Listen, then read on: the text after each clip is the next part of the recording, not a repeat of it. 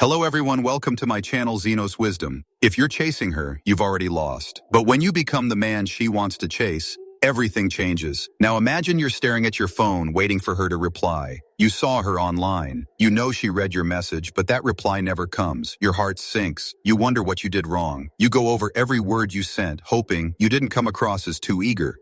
What if I told you that this right here, this moment of doubt, is exactly why she's not chasing you? You were born to build empires, not beg for attention. You were made to conquer the world, not chase after people who treat you like an option. And if that hit you deep in your gut, then keep listening, because everything you've been told about how to attract women, how to win her over, how to be nice, how to show her you care, it's all wrong. This isn't just about dating. This is about who you become as a man, your energy, your value, your purpose. And if you don't take this seriously, if you keep living like this, hoping that being nice will finally pay off, you will keep losing. Not just women, your time, your confidence, your identity, but there is a way out, a way to change everything. And it begins now. Comment, I choose power. If you're ready to never chase again, now let's break down what makes a man attractive and how to be a woman magnet.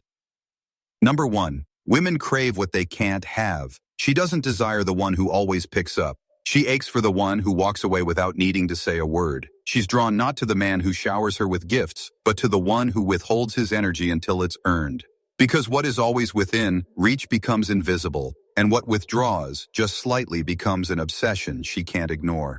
Men, understand this with every fiber of your being. The more available you are, the more forgettable you become. Your undivided attention, when given freely, loses all value. When you constantly chase, constantly show up, constantly prove your interest, you become the wallpaper in her life. You blend into the background, just another man looking for her approval. She'll smile, she'll be polite, but deep down she knows you're not it because it doesn't chase.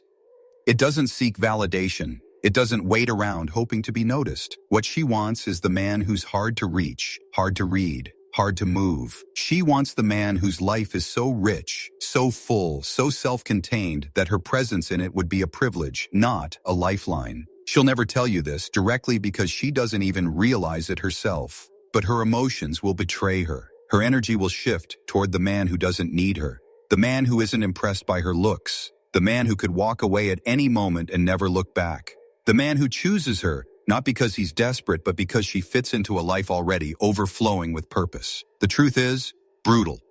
Women value what they work for, what costs them something, what requires effort. And the easiest way to kill attraction is to give them what they didn't earn.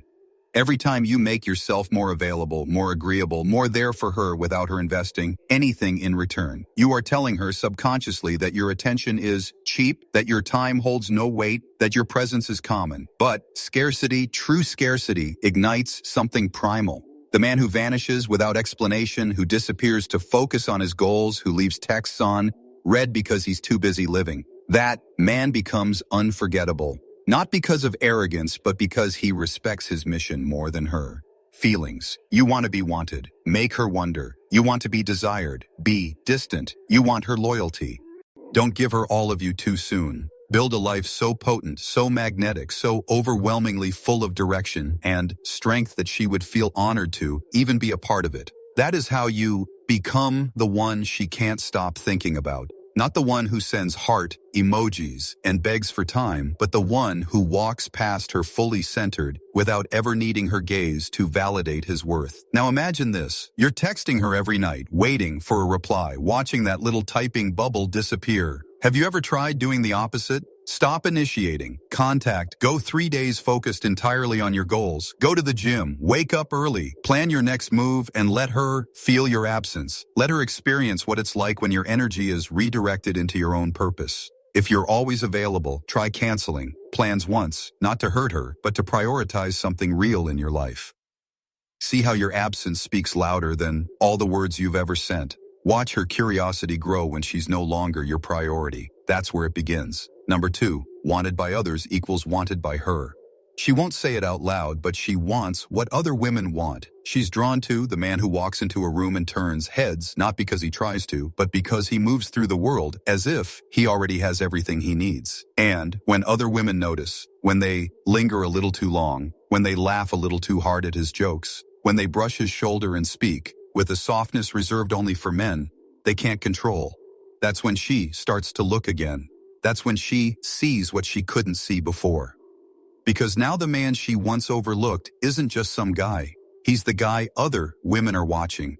And in that instant, his value explodes in her eyes. Not because he changed, not because he performed, but because he was pre-selected by the very tribe she belongs to. It's primitive, it's powerful, and it's as real as gravity. You could be the most loyal man in the world, the most honest, the most respectful. But if no other woman wants you, she will question why. She'll start to search for flaws. She'll wonder what she missed. But if other women lean in when you speak, if they orbit your energy, if they giggle and touch and lean close, even if they never go home with you, you become magnetic. You become dangerous. You become valuable without trying to prove it. Because in her subconscious, you've already been verified, and that changes everything. This isn't about cheating. This isn't about being a player. This is about understanding that your social value isn't just a concept, it's a force. And the more you isolate yourself, the more you vanish into solitude without any feminine attention in your life, the more you become invisible to the women you do want. Your lack of interaction becomes a red flag, not because you aren't worthy, but because you haven't been chosen. That's how she sees it. She's not reading your heart, she's reading the room. So surround yourself with energy that reflects your worth. Walk with women who respect you. Be the man that women admire, not just for his appearance, but for his presence. Build a reality where women are drawn to your fire, not because you chase them, but because your purpose lights up everything around you. And when she sees that, when she realizes that she has to compete, that's when she leans in, that's when she invests, that's when she fights to be part of the world you've built. Because if so many other women see your value, she knows she'd be a fool to ignore it. Now ask yourself this. Have you ever had women in your life who admire you, even as friends or acquaintances?